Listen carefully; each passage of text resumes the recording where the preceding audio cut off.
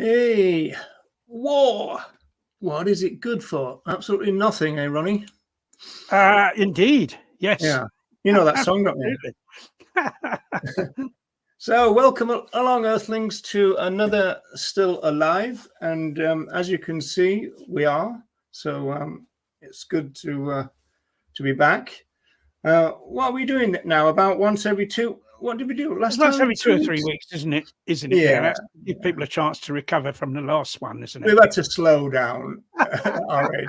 Yeah, we're getting old now. We have to lie down for a week after we do each of them, and then take another week recuperating before the next one. We do. Yeah. Now this one kind of was a bit of a hot topic about 10 days ago, more than now. But we thought we'd revisit this, and so Yes. So we set this idea of vegans and war, which I think is quite interesting. A lot going on in the movement at the moment, Ronnie, but we'll have to come back for another show for all that lot, I suppose. Oh, yeah. Oh, absolutely, yes. I mean... Right. So, before we say hello to everybody, you are still alive, aren't you, Ronnie? I seem to be. I felt myself all over, and I'm still all here. So, yes. Have you really?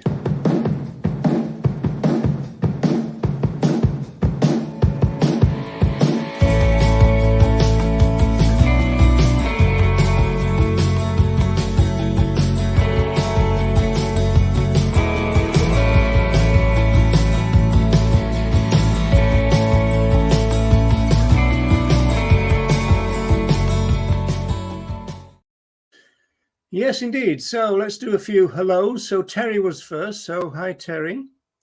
Plymouth Activist for Justice. It says on my screen here. And then we've got Deb. Hello, Deb. Deb is here, the spiritual vegan. Hello, Jennifer. Carolyn Harris. Hello, Carolyn. Linda Carroll. Kevin Riley.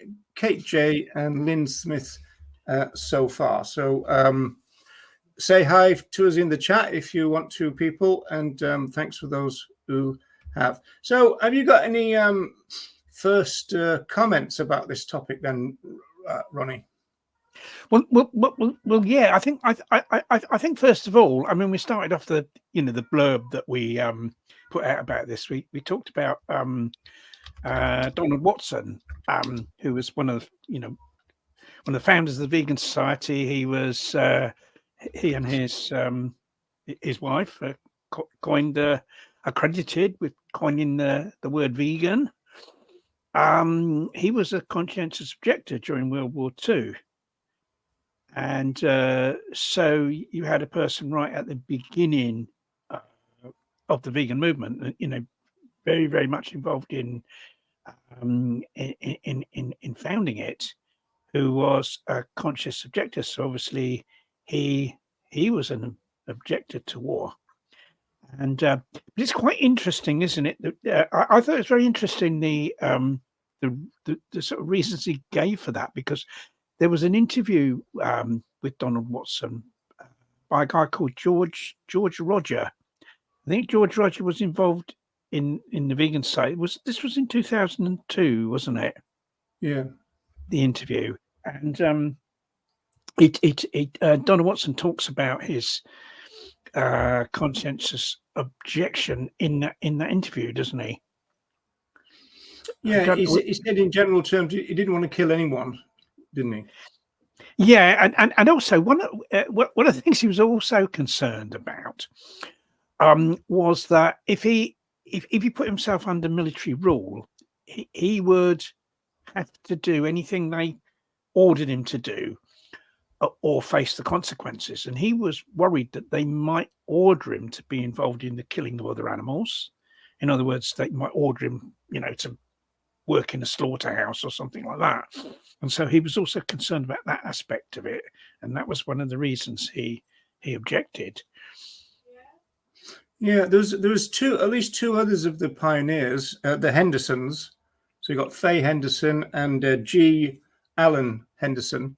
In fact, G. Allen Henderson became the first employee of the Vegan Society. I sent you the figures today. Remember that, Ronnie? So I think he was employed at the magnificent salary of £250 a year. Right, that was way back in 1947. Of course, it's worth more now, but nowadays that is worth £12,500. So someone today on the same equivalent salary to him would be receiving £12,500 a year, which is something like £235 a week, which is a really kind of quite frugal, frugal sum of money compared with the huge sums that some people are getting paid, in some of these animal advocacy organisations, isn't it? Yes, indeed. So what prompted you to work out the modern day rate then, Ronnie? Well, I was just interested to see how much that was, how much that was. I've just got my cup of tea, lovely. I was just interested to see what the equivalent of that was today, because when I started work, my first job in when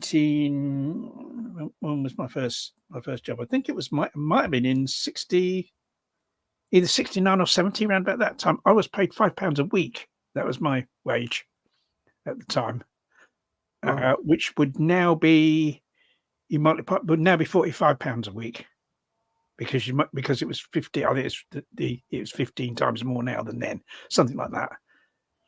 Yeah. Well, still not very much. Still not very much.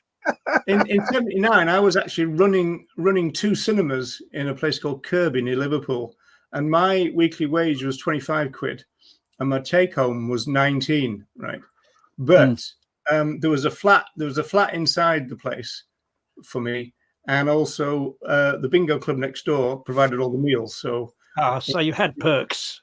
I had perks. Yeah. Peter Perks. Yeah. Right. Okay. So with the topic then, one of the interesting things about the movement is how prominent kind of war played in the formation of the movement, really. And this is both wars, World War I and World War II. So you've got this, for people who don't know, there's a lively, as it says here, a long discussion really within the vegetarian society and amongst vegetarians about eggs and dairy. And eventually this group called the non-dairy vegetarians emerged, which is led by Shrigley and Watson and people like that. But this started really early on. I mean, it says here 1909. So all this was going on, and then the First World War happened, and so that kind of stopped it for a while. And then it came back again and went all the way through to 1944. And of course, the main story is that the vegetarians, I never get tired of telling this story, that the vegetarians did the vegans a lot of good. They did veganism a great favor by saying no to vegans. So the vegans said, can we have a non-dairy section in the vegetarian society, please? And the vegetarians said no. But that was a really good thing that they said no. And then they said, you go off and do your own stuff. We want to concentrate on flesh consumption. And so that's kind of what happened, which is exactly the reason why the early years, certainly the first 2 years of the vegan society, was pretty chaotic, because they never expected themselves to be running their own social movement. They just thought they were going to be part of the vegetarian society. So that was pretty good. And then again to emphasize war, this is Donald Watson from 1988. And this is interesting two ways, actually. I just reproduced the first sentence, Ronnie. Perhaps it seemed a fitting antidote to the sickening experience of war. So he's talking about, their experience as a social movement. And he called it sickening, and elsewhere he called it shattering. And he lost a few friends, including vegetarian friends, during the war. And there is that story, of course, that if the Nazis had bombed Leicester instead of Coventry, Donald Watson could have been killed, because they were aiming for Coventry and they missed. And they were aiming for Leicester and they missed. They hit Coventry instead. So that's another part of our thing. And then he goes on, and a reminder that we should be doing more about the other Holocaust that goes on all the time. So that's really kind of interesting. And one thing that's interesting here is for me anyway, the small h on Holocaust. Because yes, absolutely. Yeah. But Absolutely. I mean, does that mean that even then there was a lot of sensitivity about the Holocaust? I don't think so, because it would be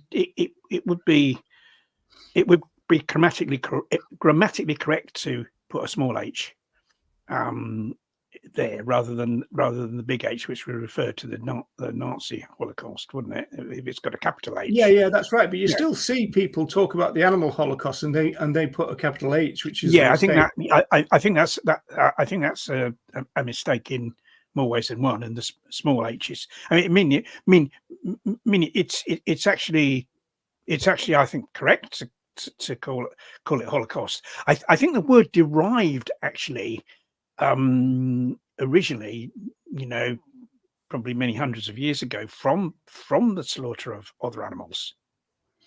Yeah, and it's also got something to do with the mass burning as well, isn't it? Yes, that. Yeah. I think it kind of did, and so no, he as he's put it there, it's great, because it's important to remember. You see, I've been looking up a bit about wars, and that, like, since last year, there have been or ongoing actually 10 major wars throughout the world, and 15 smaller wars, and the total number of humans killed in those wars, I suppose, would be probably it would be several 100,000 altogether.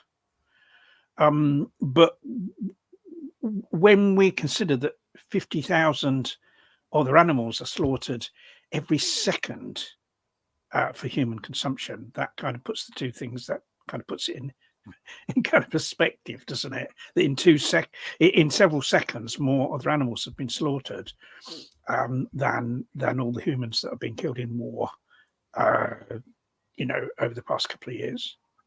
Yeah, well, what's that other really kind of shocking stat, that if we killed ourselves, as it were, at the same rate as we kill our fellow animals, then we'd be extinct within about 16 days or something? In no time at all.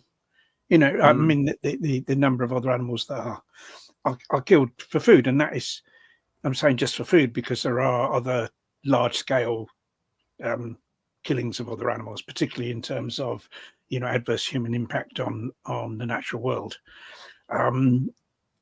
It's trillions, isn't it? It's UK alone, number of animals killed every second for food, I think, is about 250 a second.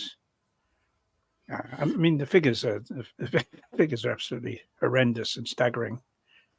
Yeah, I always remember. I mean, this is relevant. Trust me. I always remember watching Eddie Izzard, and he was talking about, kind of mass killings and mass shootings and everything. And he's saying, if somebody kills 3 people, you lock them up forever and throw away the key and this kind of stuff. But once you start to get to big numbers, it almost like confuses you. And so he says, so-and-so killed, 15,000 people, and your attitude is almost like, oh, well done. Because it's almost like you can't compute the numbers, right? So when you say per second, how can they get a statue erected to them, don't they, if somebody kills that number of people? Yeah, but we're talking per second to each other, and that's like, just it's kind of incomprehensible, really, isn't it? Yeah.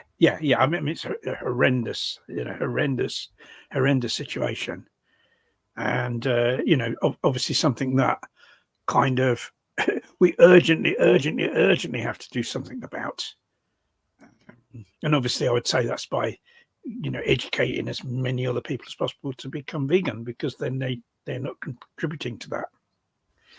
All right, so I've been running a book on how long it'll take you to say that, and so somebody I've got in early today with that. That's no doubt I'll say it again throughout the show. Right, and then the final bit of kind of intro, I suppose, is and this goes to show the kind of the grand scope of veganism, comes from Kathleen Janway. And you said you met Kathleen Janway in 1972, Ronnie. Yes, I was invited to a when I contacted the Vegan Society, and when I heard about veganism, and very shortly after that became vegan, and became a member of the Vegan Society, and they invited me to a garden party down in Leatherhead at the home That's of the one in of joke, the isn't it? The in joke. yeah the garden down to the garden party. I think it might have been at the home of Serena Coles. I think was one of the leading lights in the Vegan Society at the time. But Kathleen Janway, I met Kathleen Janway several times, in those days. Did she ever explain why she split from the Vegan Society and went to Movement for Compassionate Living? Well, that was later on, and I think I may have lost touch with her by then. By the time she did that, but I think she did explain it elsewhere, and she thought that the Vegan Society was kind of it kind of became modernized and produced a kind of Zazzy magazine and everything. I think she kind of she sort of preferred it as it was, really, and Movement Compassionate Living was very much like the Vegan Society was before it kind of became modernized, I suppose. Yeah, I think it could be a couple of things. She says, actually, in the clip that I'm going to show you, in the long part of it, which is on YouTube, she does say that she wanted to focus on environmental issues, and she said that because a lot of other people weren't doing that, she thought it would work quite well in tandem. And also in this clip, she talks about animal exploitation, whereas the Vegan Society had already started to bring in a bit more cruelty talk. Now, I don't know for sure, but it could be that she kind of saw that as a bit of a move towards welfare or something like that, which is kind of what happened, really. We had a strong start in the 1940s, although Watson and Cross, they all talked about cruelty, but it was in the mix in those days. It wasn't the dominant word. And then by the time we get to 1960s, Eva Batt, there's much more kind of cruelty talk. But I don't think that... I don't think Kathleen Janway was part of that. In fact, I think she was quite radical compared with some of the others. She used to make some really good kind of structural points, about the fact that we need kind of cultural change and all this kind of stuff. So anyway, this is that little clip from her. And again, it shows the scope of the vegan project, if you like. And this is from 1992. I think generally it's hope. And if we can solve this problem of animal exploitation and spread veganism, we should also solve the problems of war and poverty and all the other things that has caused immense suffering to people and animals through the ages. Veganism is as important as that. Yeah, I should have given a trigger warning, really, because I don't know whether you noticed that she really has a go at the microphone. All the other things that has caused immense suffering to people and animals. Oh, I missed it. It's about here. The problems of war, coming up now. Poverty, bang, and all the other things that has caused immense suffering. So she has a real go. She has a real go at the poor old mic in that. But veganism is as important as that. But so this is funny enough, I mean, when she would have said that in 1992, what she said then would not have been controversial at all. Nobody would bat an eyelid, right? That no. If we spread veganism, that would be the end of human poverty and human warfare. Whereas now, that statement is actually controversial in the movement now, isn't it, Ronnie? Well, it's controversial because a lot of people think veganism has got nothing to do with ending the exploitation and oppression of humans. I think that's why I think it's kind of only to do with other animals, and a lot of things only to do with other animals in a limited way. In other words, it's not to do with the harm that humans do to other animals by our adverse impact on the natural world, for instance, which is a huge area in which humans cause harm to other animals. Climate crisis, pollution, and, or the countless other ways in which we impact negatively on, on the habitats of other animals, for instance, on their food sources and all of that. A lot of people wouldn't consider that was anything to do with veganism, but kind of course it is. I mean, if you are opposed to the exploitation of other animals by humans, it doesn't make sense to not be opposed to the exploitation of humans by humans, and it doesn't make sense to not be opposed to the oppression by humans of other humans and of other animals. So to be consistent with the vegan ethic, we have to include all of that, within our concern. Well, as you know, Ronnie, I call this reducitarian veganism, and so what would be the position about war then? Would the opposition the position to war about war would be well? In other words, if veganism is nothing to do with what humans do to other humans, then war would be nothing. War in terms of the humans that are killed by war would have nothing to do with veganism, and also in terms of the animals, other animals that are killed in war, it would be nothing to do with veganism, because those animals aren't being exploited, are they? If a bomb falls on a wood and kills all the animals in that wood, those animals aren't being exploited, are they? Not being used, but they are being oppressed by human activity. But they're not being. So if someone said, well, the only thing that veganism is, and our only concern as vegans should be about the exploitation of other animals, then those people would not need to be. They consider that they wouldn't need to be opposed to war, both in terms of the humans that war kills and in terms of the other animals that war kills. And I find that in terms of the environment as well. In terms of the environment, and which will in turn cause. Let's bring up the one, the first one that you wanted to look at. So this is from the Groniad. Now this is 4 years ago. So this one is focused on the climate cost. Yes. Yeah, I mean, my contention is that that wars, particularly modern warfare, is responsible for the killing and suffering of far more other animals than is humans. I mean, it's bad enough the number of humans that are killed, particularly I mean all the humans, but particularly civilian casualties, because we have more civilian casualties these days, because you've got the use of high explosives, you've got the use of bombs and shells on towns and cities, for instance.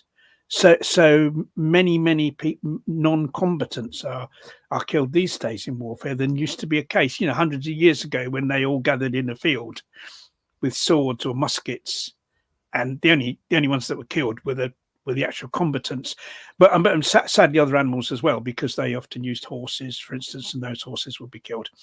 But now it's a completely different thing. Warfare, very often the main victims of warfare are actually the civilian population and other animals. And where we've got this, where war, the effects of war, the emissions caused by weapons and fires and all that, contribute to the climate crisis. I think it says that it makes a 5% contribution to the climate crisis. Well, if we look at the number of other animals that suffer and die because of the climate crisis, and that's far more non-human animals are victims of the climate crisis than are humans, and there have been billions of animals that have perished, for instance, just in the forest fires that are attributable to the climate crisis. And so if we say this is 5%, wars are 5%, make a 5% contribution to the climate crisis. So the number of other animals that are killed because of this would be 5% of all those billions, and many more, because it's not just the fires, the forest fires that are killing other animals because of the climate crisis. Then that is millions, many millions of other animals dying, and indeed suffering greatly as well in most instances, I would say. because of war, just this aspect of war, the contribution of war to the climate crisis.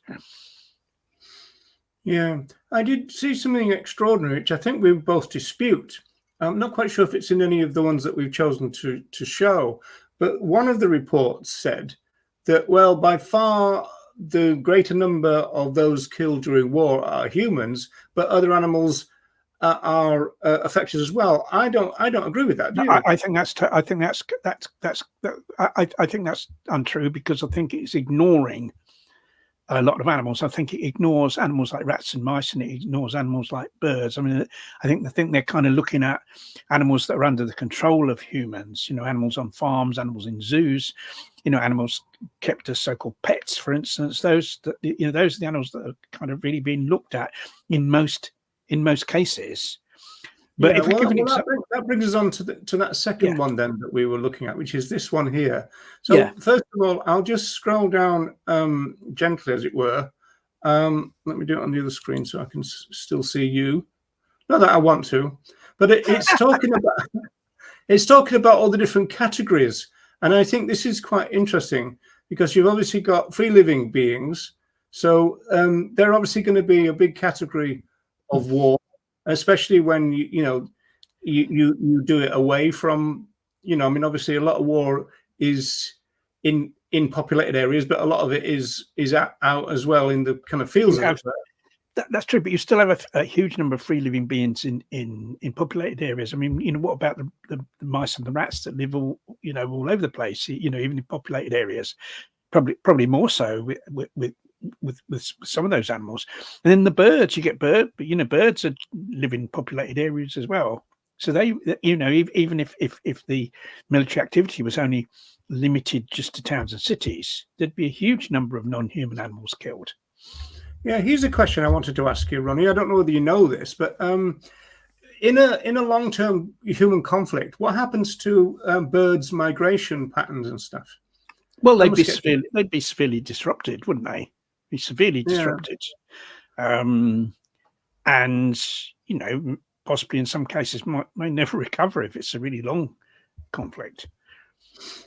Yeah, this one is talking about several types of free living beings, including whales. Again, if you've got a lot of warfare going on at sea, the amount of noise and that, you can imagine that.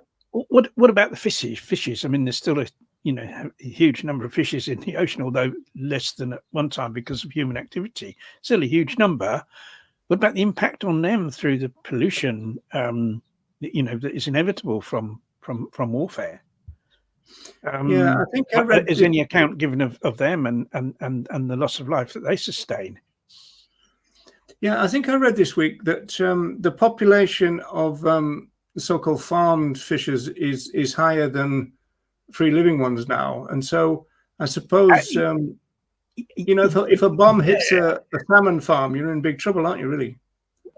Well, yeah. I think I read that that humans actually consume more farmed fish than they do, caught fishes.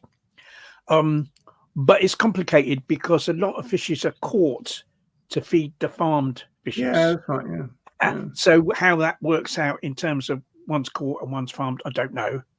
But there's certainly, the farming of the numbers, doesn't it? Yeah. Yeah, the farming of fishing is like okay. So that's the first one. Now, this is one that I always consider zoos because, you've got captive animals, and then suddenly bombs start dropping, and if suddenly all the humans just flee, they will often just leave them, and even if they let them out, it will be a problem. In fact, I think it might have said here, but I did see a report which said that once there was an occupation of a city, and as the occupation force moved out, they'd let all the our fellow animals out of the zoos in order to cause chaos for the soldiers coming in.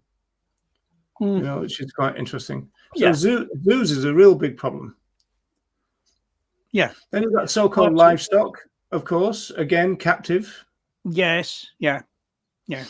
Then you've got working animals, and I suppose you could put those and companion animals together, perhaps. But working animals, so I mean, they're probably thinking about what, sheepdogs and I don't know, police dogs. I don't know.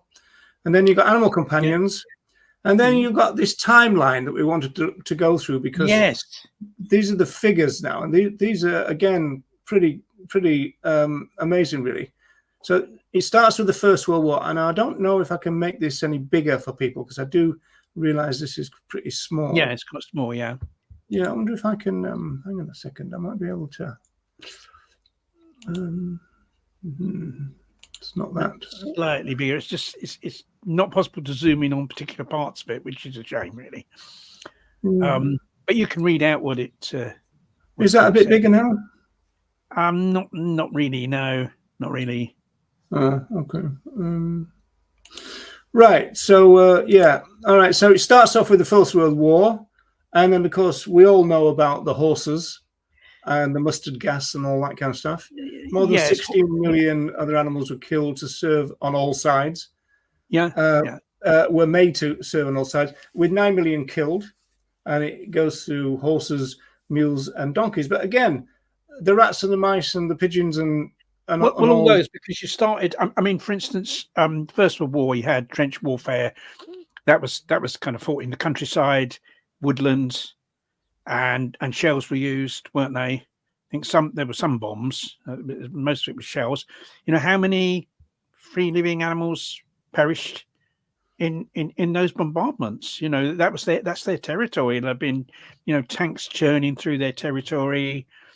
People firing high explosives in their territory. What was the victim rate of the other animals with that, and we don't know. It doesn't seem to have been estimated. Yeah, and also you mentioned trenches. I mean, there's miles and miles of trenches, and so not only did they have, I mean, I believe that they had cats to keep down the mice and the rats, but they also used the cats in a canary in a coal mine type situation to early detection of mustard gas, apparently. So and just the digging of the trenches must have killed. The whole thing's horrendous, because this is going through, this is, out in the countryside, it's going through woodland, isn't it? It's going through, land that's the, where the other animals live. Yeah, so then we've got the Spanish Civil War. More than 16 million animals were made to serve on all sides. I actually like the language here, were made to serve, which is pretty good. Yeah, they are forced. I mean, this idea of, isn't it marvellous, these animals served us in the World War? No, they didn't. They were forced to, they didn't want to go to take part in a human war. It's, just, through human craziness that a war's been started. They don't want to do that. They'd be forced to, aren't they? No. Yeah, indeed. Then we've got the Second World War, the so-called Great War. Now, this entry is quite ambiguous, really. It says 750,000 domestic pets, so-called, were killed in Britain in 1 week, following a government public information campaign about their safety and expected food shortages. So is that where people started killing them to kind of have, as it were, flesh to eat? Do you know? Well, I'm not sure they did. Dogs and cats would have been killed for that reason. For people to eat. Well, it says it's a bit ambiguous, this one, because it says following a government public information campaign. So, yeah, about their safety. So presumably about the so-called pet safety. But and expected food, so it's very ambiguous, that. So the German army, food, you see, those animals would have needed to be fed, and if the humans thought there wasn't going to be enough food for the humans, then they'd kill the animals, wouldn't they? The other animals, so that they wouldn't. that makes sense. The German army on the Eastern Front lost 179,000 horses in 2 months.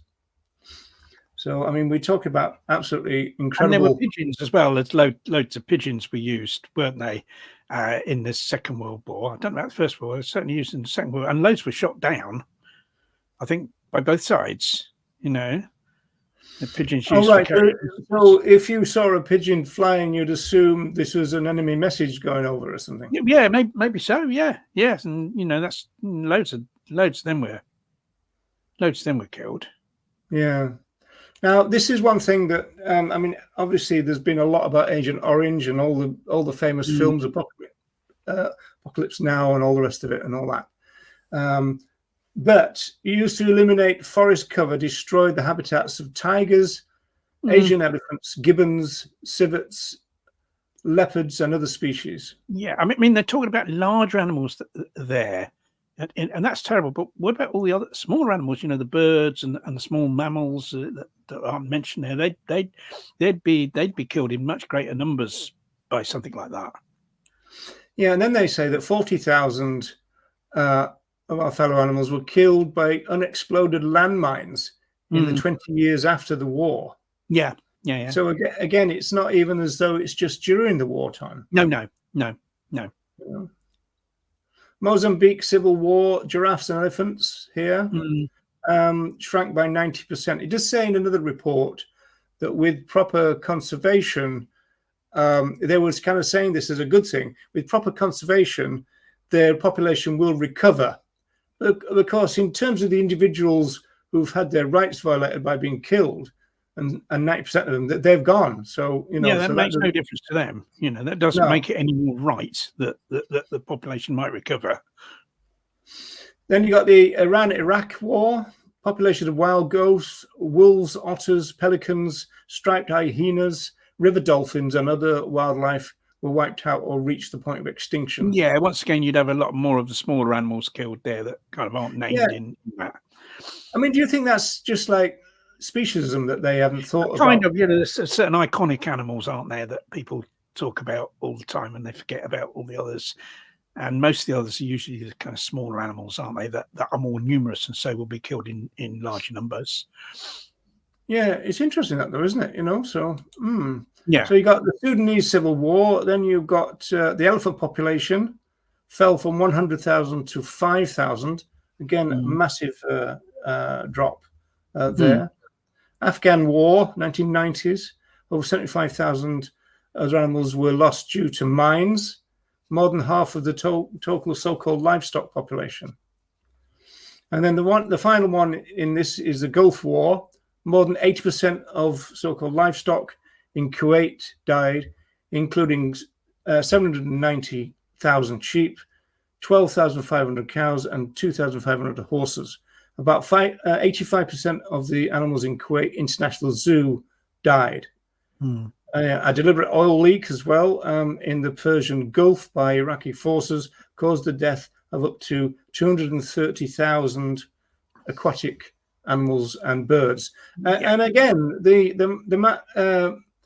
rats and mice are going to be involved in that as well. So they're going to be, and the fishes, you know, talking about, you know, the pollutions of the ocean. Well, the main victims that are going to be fishes, aren't they? That in huge numbers. Well, aquatic animals, so that must well, maybe they're including fishes in that, but it's kind of hard to say. You know, often they're not in. When people say animals, they often don't include fishes, and of course they're animals. They're not mammals, but they're animals. But interestingly, the number of humans killed in that war was about 50,000. So you've got, and that's terrible, appalling. But you've got you know, the number of other animals killed is like, you know, what, 20, 30 times that. Yeah, I was really surprised when I found that report that said, well, obviously most of those killed would be humans, and I was thinking that can't be right. That kind of isn't true, because I think they're not giving full consideration to the impact on other animals, particularly like the kind of smaller animals. You know, that's the problem. I mean, quite definitely now, with the use of high explosives in various forms, I'd say that it is far more other animals perish in warfare than humans these days. Yeah. Okay, so let's switch to this other one. This is another one that we had in mind. So this was focused on, we probably covered this in a way, but this is focused on the zoos again and free living beings. And I think this is the one that says, well, they do lose about 90%, but they come back. It's not. You might as well say, well, like, we know we bombed a city and wiped out 90% of the humans, but eventually they came back. Like as if that somehow makes up for it, and it doesn't, and nor would it do so with other animals. Okay, so you want to move on to the next? Well, this is the last one actually. So this one's Yeah. focused on the Palestinian situation. Yes, yeah, and there's been an interesting amount of coverage of the plight of our fellow animals in the Palestinian situation. I think. Yeah. I mean, I saw. Did you see that one about 4 or 5 days ago? There was a guy who kept going back to an area that had been cleared, as it were, to feed cats, and he was killed by a sniper. Yeah. I mean, I didn't particularly see that, but it doesn't surprise me. Me. And then a lot has been made. It's quite interesting. I know a lot of kind of I've seen quite a few news items where you've got a shocked reporter saying, human babies have been eaten by dogs, and you go, well, yeah. I mean, what are they going to do? Well, if there's no food, there've been cases of where, here in this country where someone's died. I read a news item where this one had a load of cats that she'd rescued, and she died, and when they discovered that the cats had eaten part of her. Well, of course they're going to, aren't they? If they're starving and there's no food, of course they can do that. Well, the other side of that same story is the fact that some of the aid that did get through was so-called pet food, but the humans ate that as well as what was sent for them. So so again, you've got this. Yeah, I mean, and that that is going to happen, isn't it? That's going to happen. Yeah, kind of double whammy tragedy type thing. So this was just a few days ago, I think. This one. Yeah.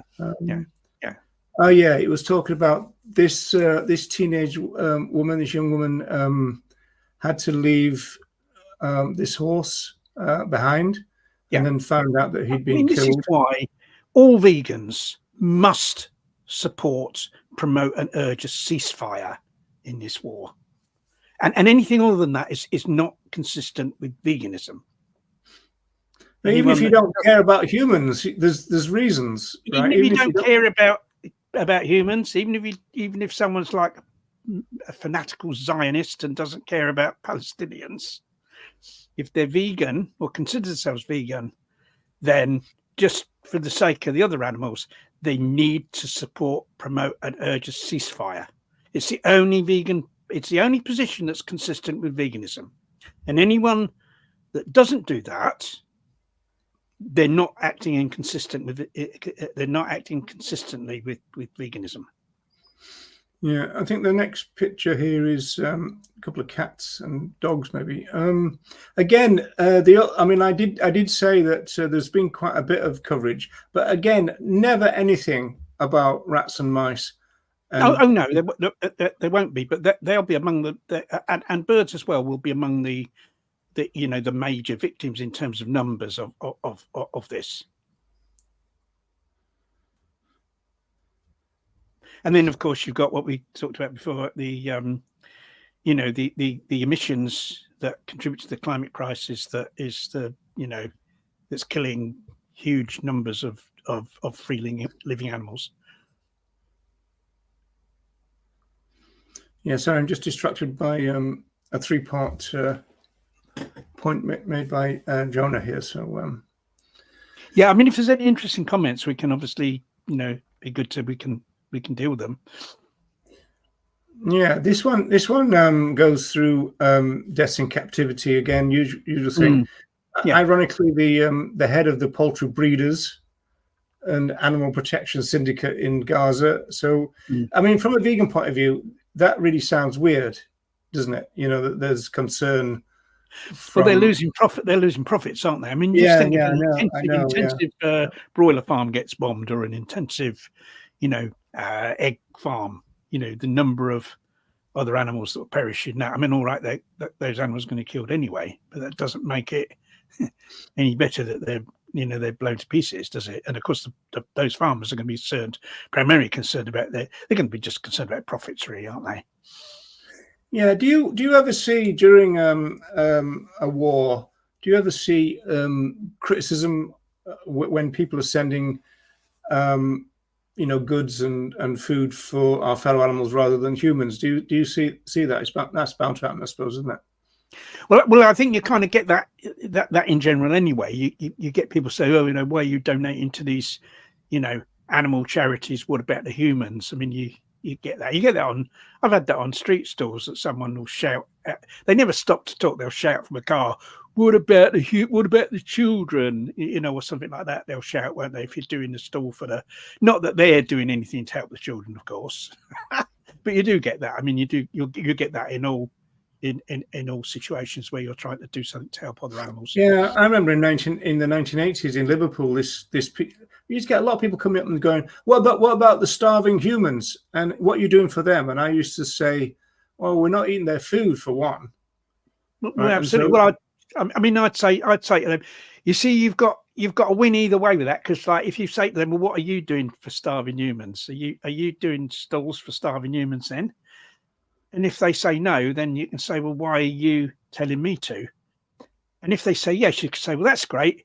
You cover the starving humans and I'll cover the animals, and then they're both covered, aren't they? Yeah, kind of like they're complaining so they can't win either way. But they don't hang around, you see. They don't hang around to discuss.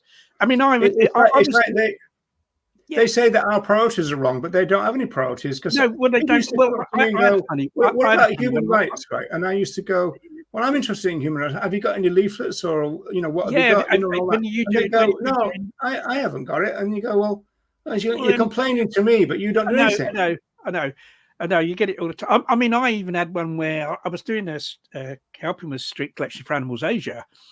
And I had a guy come past on a bike. And of course, he didn't stop.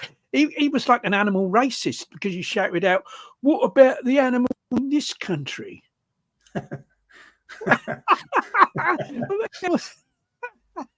Why aren't you helping our animals instead of those bears out in Asia? Well, they don't need any help, Ronnie, because we've got the RSPCA, don't forget, and they're doing a grand job, as we know.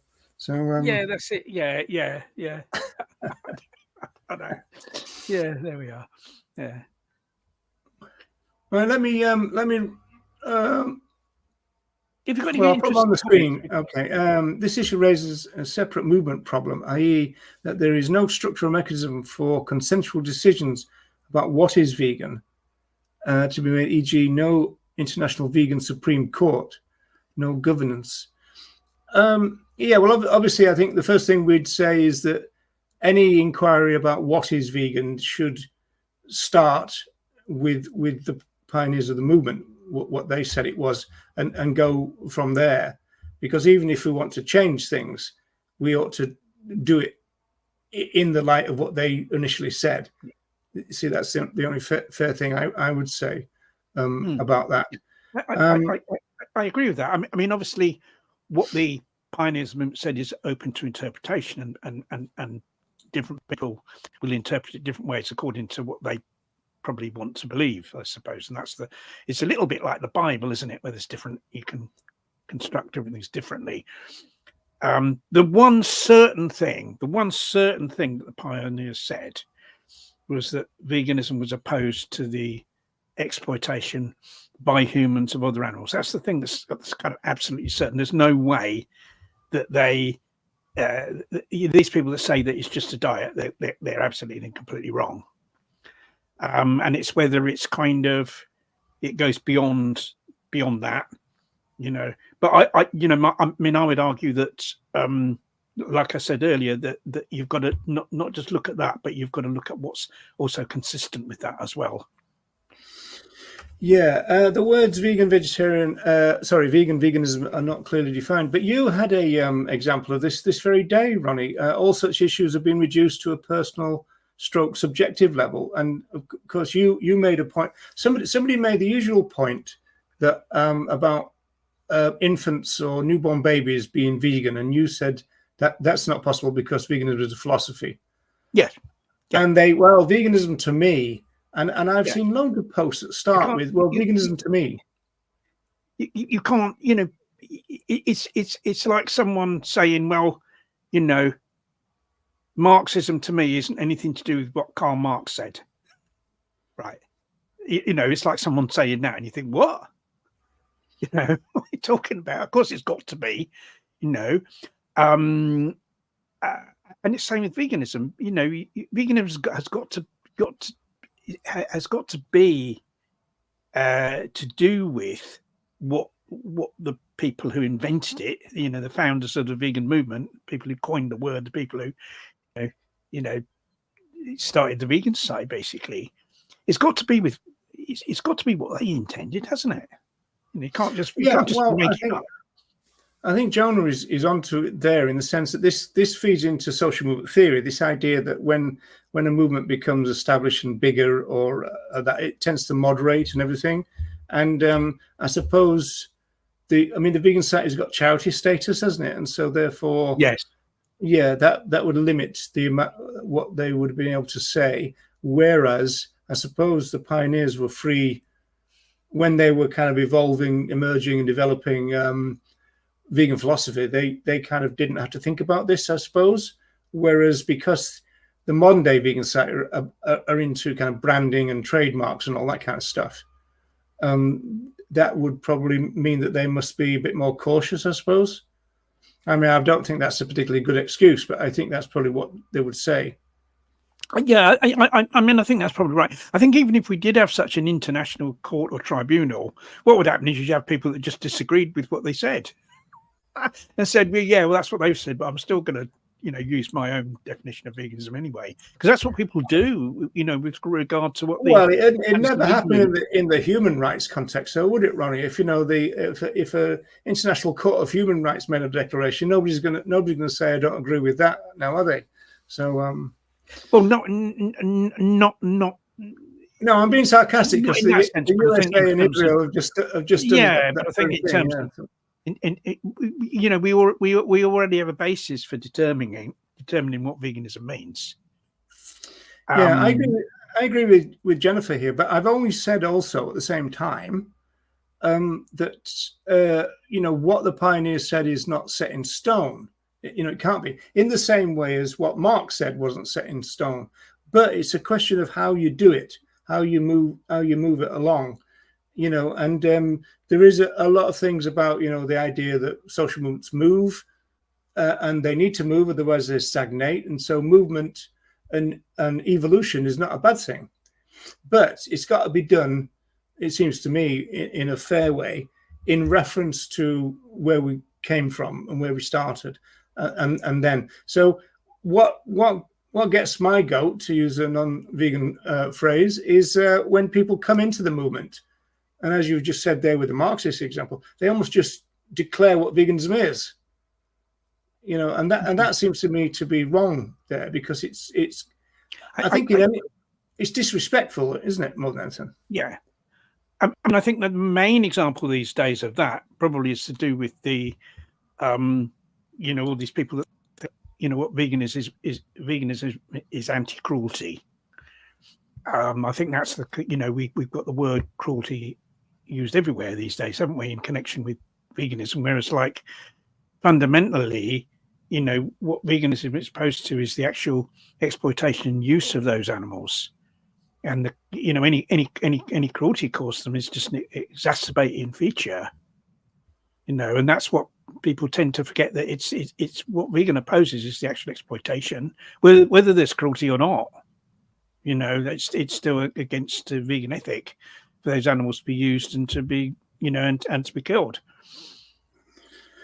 Yeah, well, obviously that is something that we've covered before, and also the I'm Right show covered, in the sense that the vegan movement is very much kind of, I mean, it talks now like a welfare movement, and so it can't be any surprise that when you go on the media, they ask you welfare, cruelty-based questions. It's because we as a movement have not corrected that and sorted that out. And, you know, actually getting mainstream journalists to know what they're talking about as the people who are going to ask you the questions is actually quite hard. Yeah. And if you think back to the days when we were press officers, Ronnie, you kind of built up a relationship with certain journalists, and they got to know what you were and what you weren't and everything. But I learned very quickly that you have to tell journalists as much about what you're not as about what you are, in order. Otherwise, they'll just assume, and because there's so much cruelty language, they're going to go, well, you're like the RSPCA, and you go, no, nothing to do with that, right? And so But I mean, at the moment, the language of the movement is the same as the RSPCA. Yeah, I use the same. Yeah, the language is the same. Words are the same, aren't they? Like the use of cruelty, for instance. I'm not saying that we shouldn't use the word cruelty, but we have to emphasize that the fundamental wrong isn't cruelty. The fundamental wrong is the exploitation, I'd say also the oppression of those other animals. It's not the cruelty. The cruelty is something that makes the situation worse. But even if those animals were treated with the utmost kindness and were killed without knowing anything about it, that would still be wrong. It would still be, it would still be fundamentally wrong. And that's what we kind of need to emphasize, really. And anything else is on, adds to that. Yeah. I'll put this up for you, Ronnie. Somebody's agreed with you twice in one show, which is pretty good going. So, oh dear, I'll be getting big. I'll be getting big-headed. But you see, I think it's important to talk about, what should be the attitude of vegans to war. Given that what we've talked about with all, Donald Watson's stance and those of some of his, fellow people involved in the vegan society at the time, and also what we talked about in terms of the other animals that are victims of war. What should our attitude be? And you see, I would say that ending the arms industry, particularly in terms of high explosives, is a vegan issue. It's a vegan thing to do. Interesting because there was a dispute. Some people objected. I went to Camp Beagle. There was a launch of Tom Harris's book about the Shack campaign, which was I think it's called Your Neighbor Kills Puppies. And there were a number of speakers. I mean, Tom spoke, himself. Somebody from Camp Beagle spoke, and Tom had invited someone from a group called Palestine Action to speak. And Palestine Action take direct action against the arms trade, in particular companies that supply arms to Israel. And there are people saying, what have Palestine Action got to do, with any of this? What have they got to do with animals? And I think the main reason Tom invited them was because they used Shack as their inspiration in terms of the kind of pressure campaigning they were doing, you see. And so that's why they were a group that kind of had learned from, taken the blueprint that Shack laid down for pressure campaigning, and that's why they were there. But my argument was that, campaigns against the arms trade are absolutely and totally relevant to animal liberation and totally and absolutely relevant to veganism because of the huge number of animals that perish because of the use of those armaments. It's absolutely a vegan issue to end the arms trade. Absolutely. Just as much as it is to campaign against vivisection or to campaign against hunting or to campaign against animals in zoos. Yeah, well, it's once a given, wasn't it, that all the vegans you met were going to be members of the CND and stuff like that. Yeah, absolutely. And this is another thing: nuclear weapons. You see, that the only position that is actually consistent with veganism is to demand nuclear disarmament, because basically what you're saying with the if you possess nuclear weapons is that, well, if we're attacked, if I'm attacked, I'm not going to just kill you. I'm going to kill your children. I'm going to kill your dog. I'm going to kill your cat. I'm going to kill all the other animals that live where you live. Now, how is that? How is that kind of threat? How is that kind of stance consistent with the vegan ethic? It isn't at all. It isn't at all. Yeah.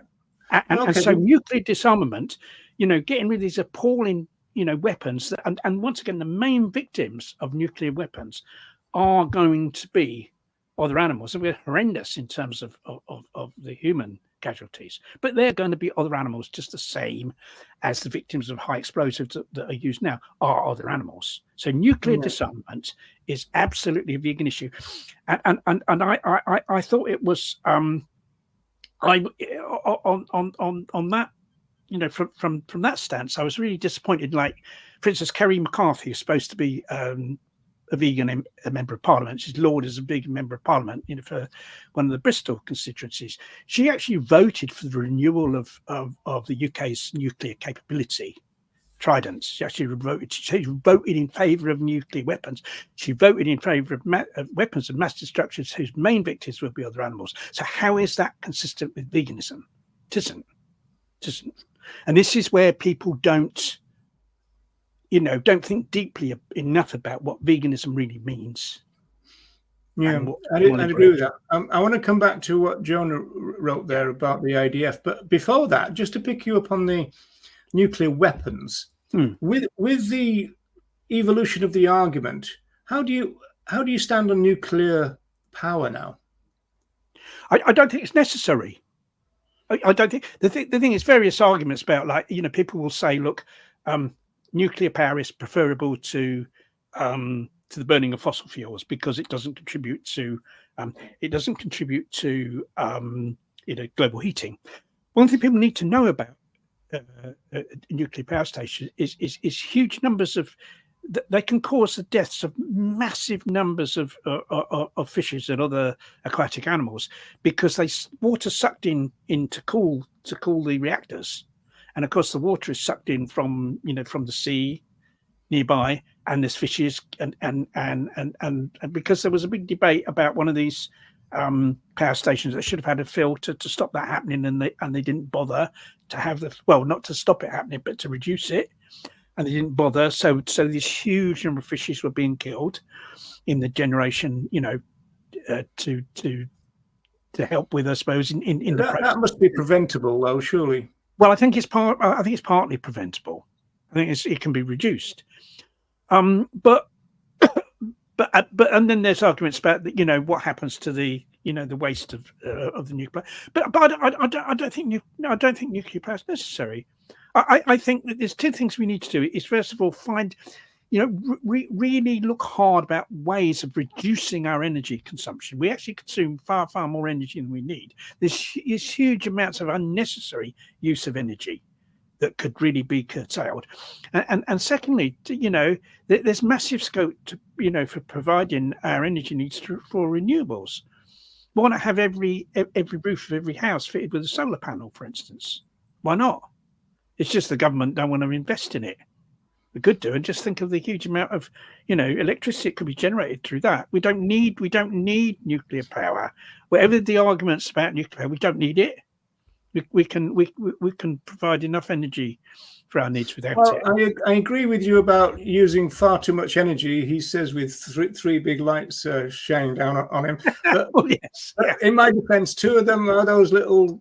Well, I think we've got a utilitarian argument in that although we're using energy to broadcast this show, we're hopefully doing more, overcoming hopefully persuading, from my point of view, maybe persuading a few more people to go out and spread the vegan Ronnie, message. Israeli Defence Force, can a vegan be in the Israeli Defence Force? I'd say no. I'd say not, especially if they're using high explosives. I'd say no, definitely they can't be. I don't think they can be in any army in particular that uses high explosives. I just don't think they can. And yet it's been described in places as the vegan army, hasn't it? Well, yeah. People wearing vegan boots while they fire weapons that destroy not only innocent civilians but lots of other innocent non-human beings. Yeah, that's great, isn't it? But I've got my vegan boots, so I'm excused. No, it's just no. You can't be. I mean, I would not. I'm not old enough to join the army, but when I am, I won't. No, because part of that, that's like you're being part of this, this force of like mass destruction, aren't you, these days? And I mean, it's just ridiculous. I'm not going to be part of that craziness anyway. Humans fighting each other. What it's just bollocks. It's not to be part of that at all. No, indeed. Okay, so well, that was a quick answer. It was quicker than I expected from you, actually, Ronnie. Let me just have a look at. All right. Okay, here's one for you. I would like to answer to Ronnie, or I would like to answer to Ronnie what his position on single issue campaigns. I know that isn't the topic of the video. No, this is interesting. Well, you see, I think there's a difference between single issue campaigns that are abolitionist and single issue campaigns that are welfarist. And I certainly don't, I wouldn't support a campaign that was welfarist. But I think single issue abolitionist campaigns, I think they can. I think they can be used as a gateway to veganism, and I think they should be. And I think if people don't use them as that, then they're kind of, not. They're kind of failing to do, as much as they could. I mean, for instance, to give you an example. I mean, I used to do street stalls against the slaughter of whales and dolphins. Getting petitions. I think it's to do with Norway and what was the other country that was killing whales and dolphins? I mean, obviously Japan and Faroe Isles. Where they have the mass slaughter of is it orcas or dolphins? They kill there. And but what I did was, and it was calling for the end of these things. It wasn't calling only, let's kill them a little bit more nicely. It was an abolitionist stance. But what I did when I gave people, when people came to the store, the signed petitions, when I gave them their pack of leaflets, I'd include a leaflet in there about veganism, because I thought, well, I already care about some animals, so let's get them, being concerned about others. Let's then get them opposed to all exploitation and oppression of other animals, not just of some, because they're already part a little bit of the way. So I think that single issue campaigns can be used as a gateway to veganism. Yeah, I'd agree with that. And surprisingly, the big enemy of single issue campaigns when he was still part of the movement, Gary Francione, he actually did say that he thought that single issues could be abolitionized. In the same ways that you're just suggesting. One trick that I always used to favor was, rather than thinking in terms of single issue campaign, think of it in terms of single issue event. And so, I mean, like I always remember just down the road from me, now that I've moved, we used to have regular circus demos there, and people were, first of all, they turned up and they didn't know you were vegan, so they were asking you about leather shoes and this kind of stuff. And when they found that you were vegan, they were kind of, well, why this? And we would say, well, we're vegan, so therefore we're opposed to animal use. This is a form of animal use, and so therefore we're opposed to it. But it's not everything. It's just an event for us, not a campaign. Yeah. I mean, I think people that run single issue campaigns could do a lot more to promote veganism. An example I give is Louise and I were involved in a campaign against the greyhound racing industry here in the UK. We were involved in that for about 13 years.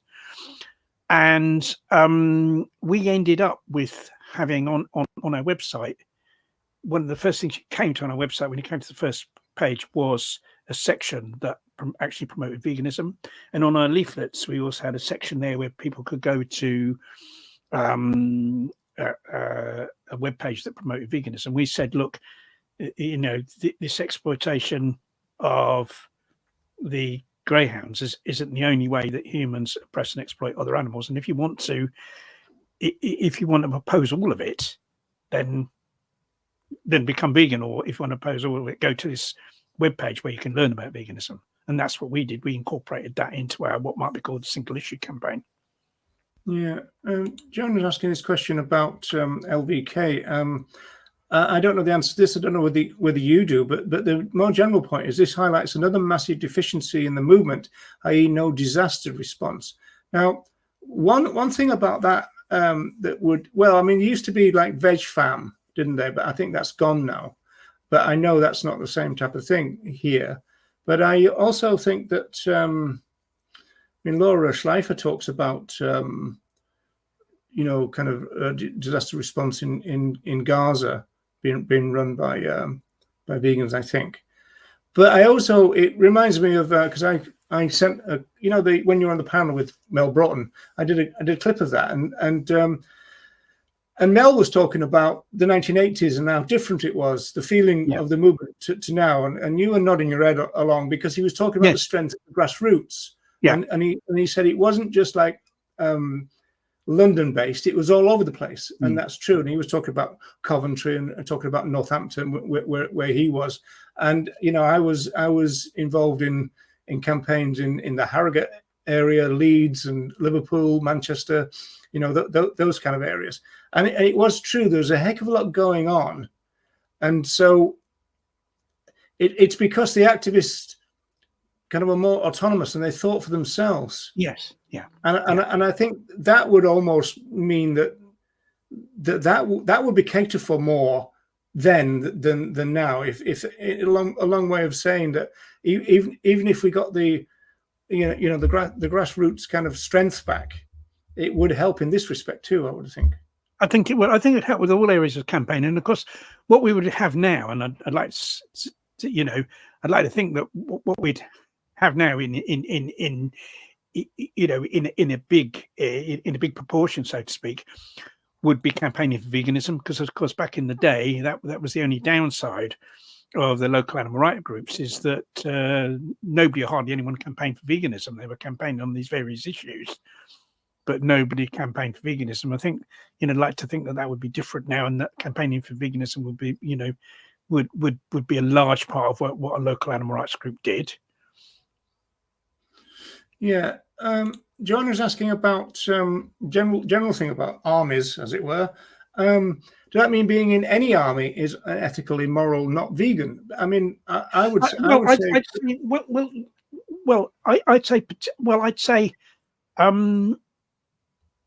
say particularly if those armies, you see, all armies now have high explosives, don't they? You know, they'll have shells, they'll have missiles, and that'll be all part of the army, the operation of the army. And so the use of those weapons is certainly inconsistent with veganism. And so, but do we have to differentiate between offence and defence? Well, not if you're using those weapons, because you're still going to be killing innocents with those weapons, aren't you? You're going to still be, civilians are still. Yeah, well, I guess the argument there would be, well, if that's the way that the offensive element's going to be, then you know we can't. Well, that's like saying that's like saying, say the guy next door, kind of killed members of my family, and maybe you know killed our dog, you know, that therefore I'll say, right, okay, I'm now going to kill all loads of members of his family, and I'm going to kill his dog and his cat and his goldfish. Now, that doesn't, two wrongs don't make a right, do they? Those are innocent. If I said, right, I'm going to kill him, then I think that's understandable. Yeah, I don't think other innocents. You can't. I don't think your analogy quite works there, Ronnie. But I know what you mean. It kind of does, because if we have these weapons, those weapons inevitably will kill innocents, won't they? Whether those are members of the civilian population, and or you know, other animals, and so to be associated with that cannot be consistent with veganism, can it? It kind of can't be. No, and also, of course, the general point about veganism is that by default, the pioneers were talking about a mind shift in the whole of humanity, which was part of their, what you might call their utopian vision, if you like. And so obviously that raises the question of, well, what's the point of that? That it's utopia, it's never going to happen and all that. But at the same time, the only way really to get a vegan world is not only that we need to crush cultural speciesism, but we've got to make humanity non-violent, if possible, and much less violent than we are now. I mean, somebody asked me, you know, not too long after it started, they said, "Oh, what are you doing about the war in Ukraine?" And I said, "I'm promoting veganism. That's what I'm doing about the war in Ukraine. That's what I'm doing about all wars. You know, to end all wars is to promote veganism. That's my response to war." And okay, so there's humanitarian aid we can help with humanitarian aid to these places where there's warfare. But in terms of actual opposition to war, I think, we have to get down to the root cause of it, don't we? The root cause of why these things happen. Otherwise, you don't solve a problem unless you go to the root cause of the problem, do you? This is the thing, and so that's what my response was. No, well, I guess the response to that response is, well, yeah, but that's then, and this is now. What you can do now, I suppose. But well, there's a lot of things that can't be about the now, is there? I mean, what do we do about the animals that at this very moment are being taken into slaughterhouses? There's nothing we can do. All we can do is try and create a situation where sometime in the future that comes to an end, isn't it? No. I don't know whether we want to go to this one. Is it rude? Which Gary are we talking about here? we got a couple of choose from. I agree with what Terry has said. Really, is a Zionist. He said that the Palestinians are the most psychotic human beings on earth, and that he also said that he hates human beings, including vegans.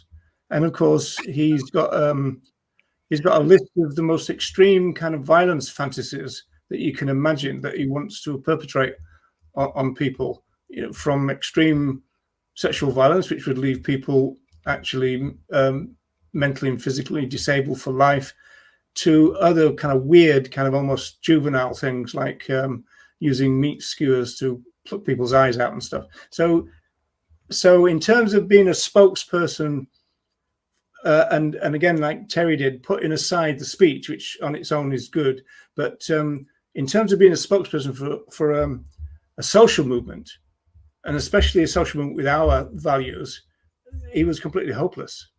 And I go as far as saying that Gary Yourofsky didn't really understand veganism, certainly not understood vegan values. I think he was like an angry plant-based person more than anything. I mean, I can't. I mean, it's difficult for me to comment because I've hardly listened to anything that Gary Yourofsky has ever said. The only thing I've ever listened to was he was involved in a debate that's it was interviewed on a TV show, and it's been widely shared on social media. That's why I've seen where he was talking about not being a lion. Yeah, about not being a lion. About and I mean he performed very well on that, but that's all I've ever seen of him. I've not, in his greatest speech that's ever been made, I've never watched it because no need for me to watch it. I'm already vegan. Why would I need to watch that? I haven't, so I can't really comment on him. I've not. When all that started, with the promotion of, because to be honest, Yourofsky was one of the first people to understand the power of social media and the internet, and so he had a little team of people who would promote the greatest speech on earth, whatever it was called, which of course has got the exactly right title for that in clickbait and all the rest of it.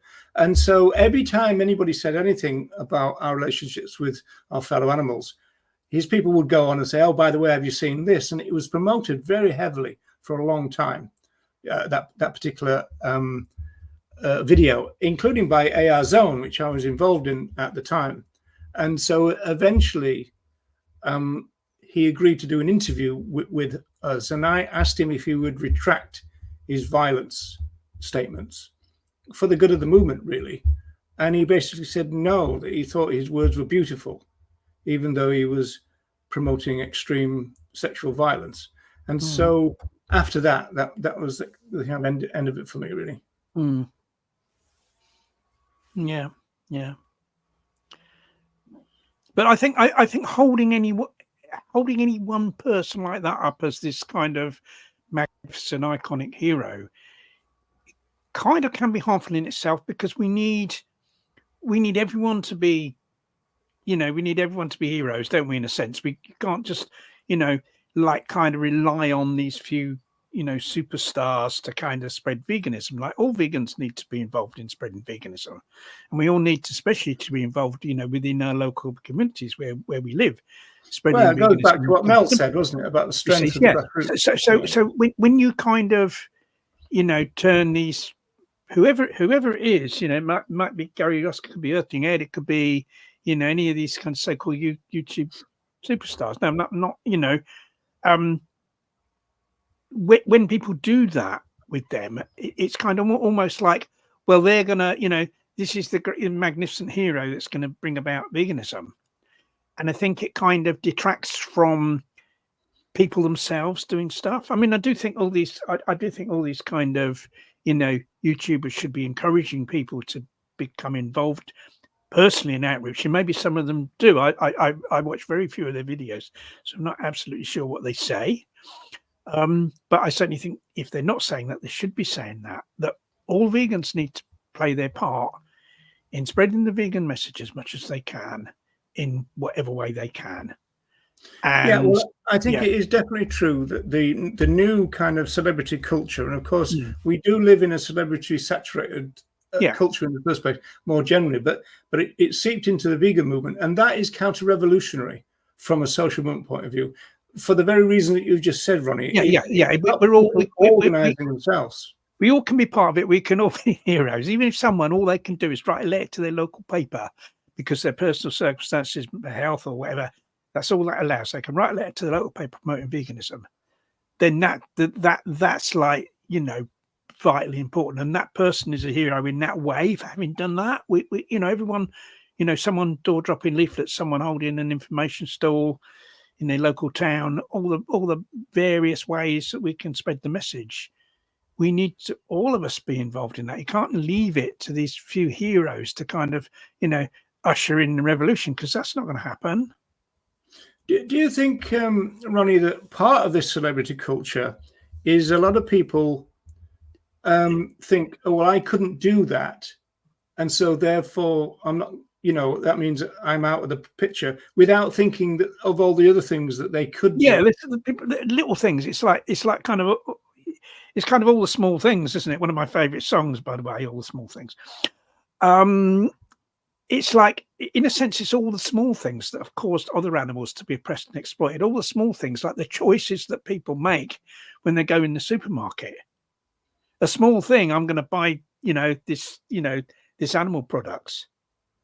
But you look at, all these small things combined together, people doing that, the horror that's created, the slaughter and the suffering that's created by all these people doing those kind of small things. But equally, I think we can end it with all the small things. If all of us did, these small things that everyone can do as much as possible, leaving leaflets promoting veganism in public places and delivering them through people's letterboxes, getting together with maybe one or two other local vegans, or even yourself and doing an information stall in the street or at a community event, stuff like that. And obviously there is some stuff that people can do online as well to promote it. For people who don't know, we did do 4 programs in the end. We did stuff. And this is the thing. These are small things. They're not big. Like, I'm all for where direct action promotes veganism. I'm all for that. If somebody wants to kind of do something and that gets loads of publicity and that it promotes veganism, urges people to go vegan, and maybe some stuff like that.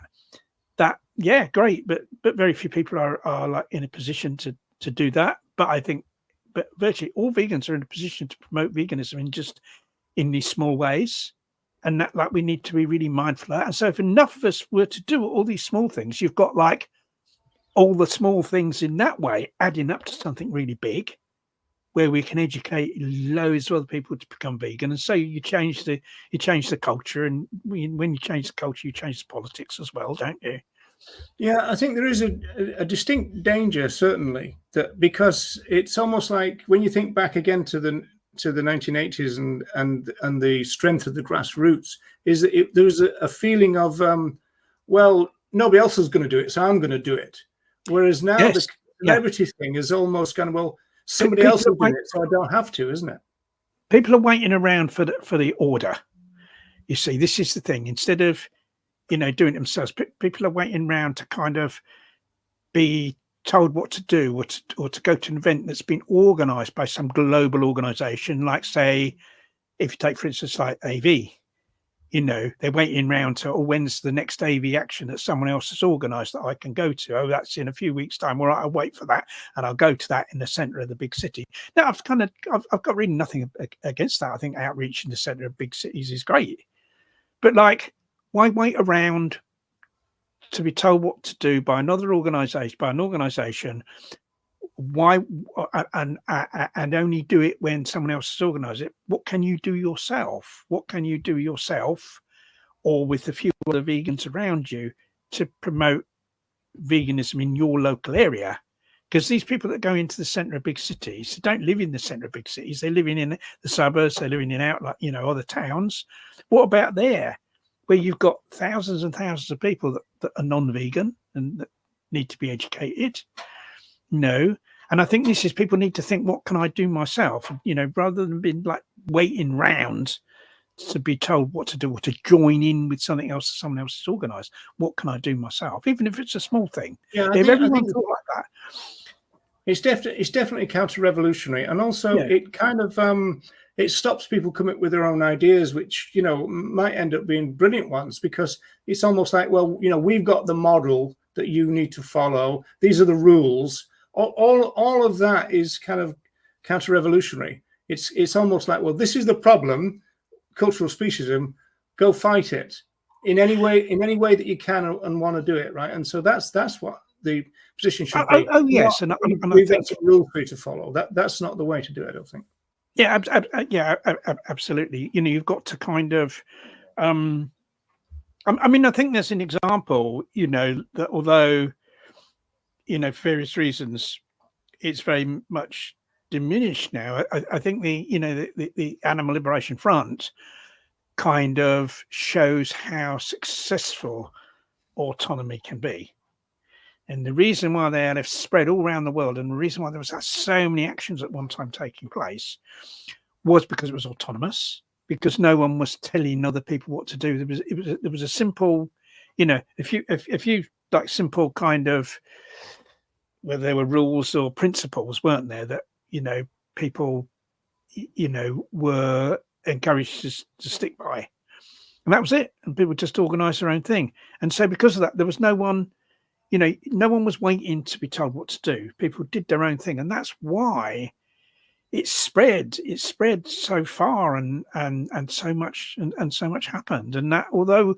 we're talking about a different type of action, we're not talking about direct action, we're talking about more, talking about education, aren't we? I think the same idea, this idea of autonomy will lead to far more actions, much more activity taking place than if people are waiting around to be told what to do. Yeah, well, I couldn't agree with that more. So we're coming to the end of our time, Ronnie. So is there anything you want to say about the subject of the day? Is there a final comment you want to make about war? Well, yes, I'd say that we need to oppose war. We need to do whatever we can to prevent wars. We need to do whatever we can to put an end to the arms industry, and that is very much an animal liberation issue. It's very much a vegan issue as much as any of the other, the other issues, the other areas where other animals are oppressed and exploited, and and that includes we need to all be, supporting a ceasefire in Gaza, for instance. Well, and a ceasefire in any war that takes place, because of course we've got, we tend to, think a lot about Gaza and Ukraine because that's what the media's focused on, but there are quite a few other wars taking place in the world as well, sadly, at the moment.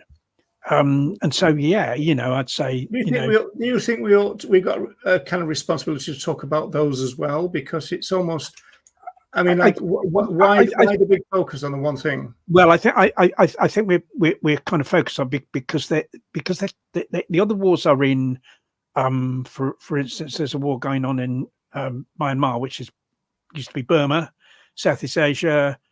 There's one in North Africa. Well, I think there's a couple in Africa where you see of course you see the sort of, I suppose in Ukraine it's definitely like a European war. And kind of, I think Israel is in a sense seen as kind of like part of Europe, isn't it? Although it's kind of not, but it is seen as. Well, you're And not so- suggesting racism here, are you, Ronnie? No, but well, I'm saying that like because these countries are sort of, there's a European aspect to them. I think this is why the media's kind of give much more coverage to that, and so people might think those are the only 2 wars that are going on, but in fact they're not. There's actually about 15 wars going on at the moment in the world. Well, everybody in those war zones ought to get themselves part of the European Song Contest then, and that'll be it. Won't it? Well, no, yes, maybe so, and that's their way to get. But yes, I mean, and we should. But I think fundamentally, in the sense, the way to oppose war is actually to spread veganism.